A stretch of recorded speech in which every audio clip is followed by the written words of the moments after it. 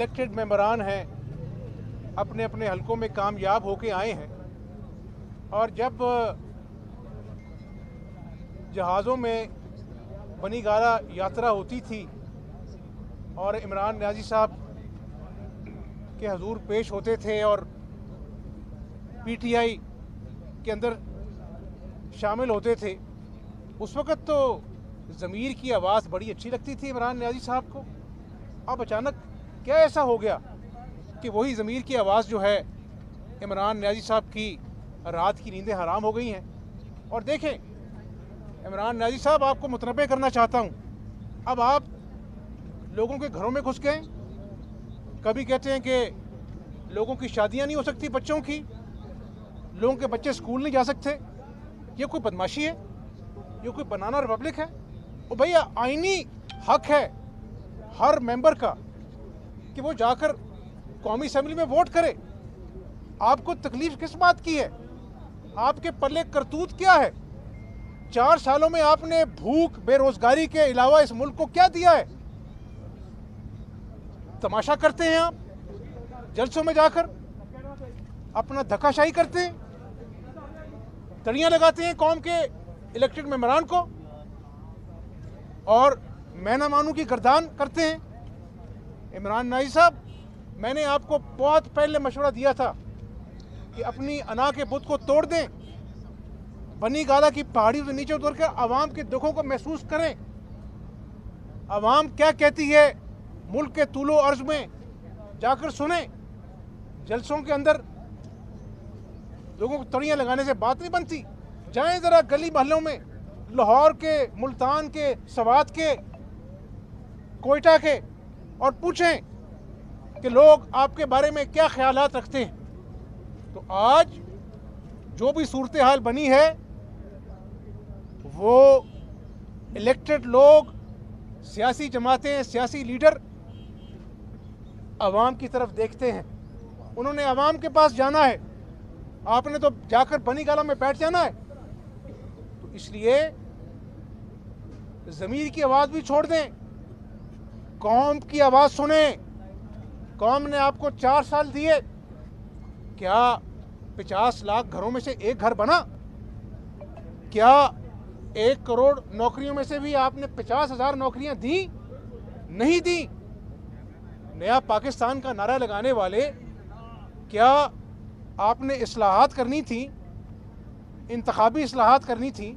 खुद आप election commission के कवानीन की धज्जियाँ उड़ाते हैं, आपको नोटिस मसूल होते हैं और डटाई से आप अपना जो है वो जमे रहते हैं और बार बार वही काम करते हैं। क्या आपने अभी फॉरेन फंडिंग केस में जो इलेक्शन कमीशन की स्क्रूटनी कमेटी है, क्या उसका जवाब देना मुनासिब समझा? रोज़ इल्तवा की दरख्वास्त डाल देते हैं। क्या कौम ने छोटा सा सवाल किया?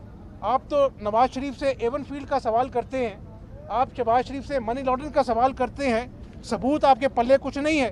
क्या आपने अभी तक तोशा खाने का हिसाब दिया कि क्या क्या आपने ईंठा, क्या क्या आपने अपनी जेब में डाला? फिर आप कौन से सादिक अमीन होने का दावा करते हैं? ये कौन सी रियासत मदीना है जहाँ पर गरीबों की झोंपड़ियाँ गिरा देते हैं आप दिन दिहाड़े, और अपने बनी गाला के महल को आप, नाजायज़ तजावज़ात को आप अपना जो है वो एक जुम्बिश कलम के साथ रेगुलराइज करवा देते हैं। इमरान नियाज़ी, आप बुरी तरह बेनकाब हो चुके हैं और मैं एक सियासी वर्कर हूँ। मैं कौम को बताना चाहता हूँ कि इसमें सियासी जमातों का रोल, पाकिस्तानी अवाम का रोल तो होगा, लेकिन सबसे पहले अल्लाह की लाठी बड़ी बेआवाज़ है।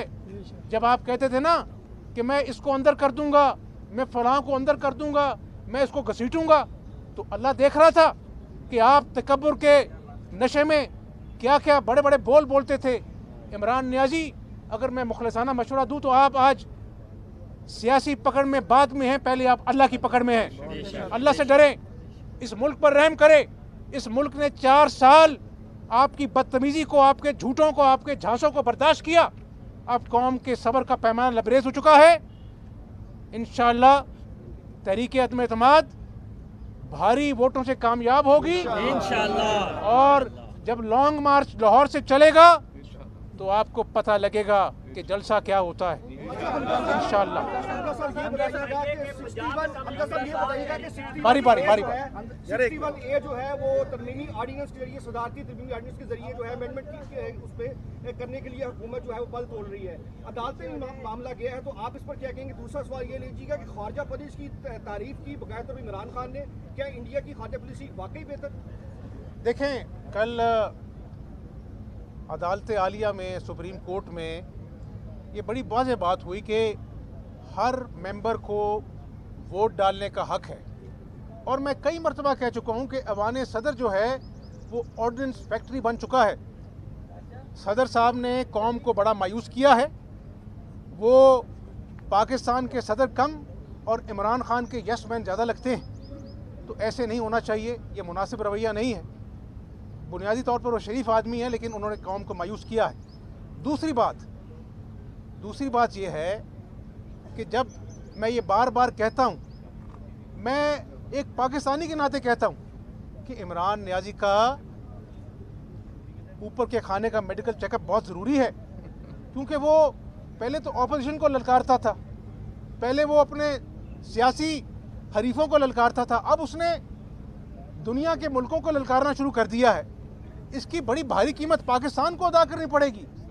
पाकिस्तान के तजारती तल्लुकात हैं, पाकिस्तान के सफारती तल्लुकात हैं, और जिस शख्स को जोग्राफिया भूल जाता है, जर्मनी में जाके कुछ और तारीख बात करता है, तुर्की में जाता है उनकी तारीख बयान करता है, वो हैरान रह जाते हैं हमारी तो तारीख नहीं। तो उस शख्स से आप क्या तवक्को करते हैं? अल्लाह ताला इस मुल्क पर रहम करे। इंशाअल्लाह ताला अवाम का जम्मे गफ़ीर एक ठाठे मारता हुआ समंदर 24 को इंशाअल्लाह ताला इमरान नियाज़ी का इंतज़ार करेगा।